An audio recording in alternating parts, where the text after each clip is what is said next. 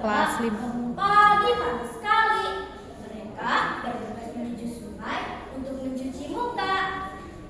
Lalu sarapan pagi, memakan daging dan ikan sisa makan semalam. Selanjutnya, mereka pergi untuk mencari tempat tinggal. Di dekat hutan, serigala menemukan sebuah rumah yang atapnya kokoh dan pintunya terbuat dari kayu. Pemiliknya meninggalkan rumah itu.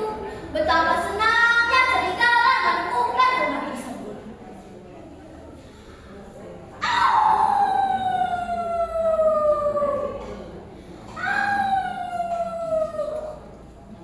Wah, bagus sekali rumah ini.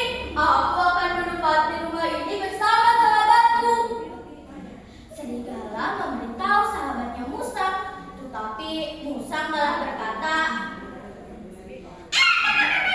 "Aku juga sudah menemukan rumah. Mari kita lihat."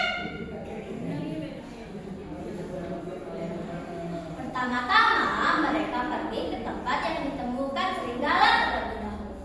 Tetapi karena tempat yang ditemukan serigala lebih bagus, Musang berkata dalam hatinya, "Aku harus merebut rumah ini dari serigala."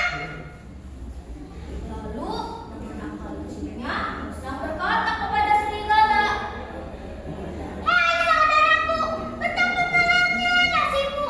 Tempat ini sangat bahaya." "Memangnya mengapa begitu?" tanya serigala.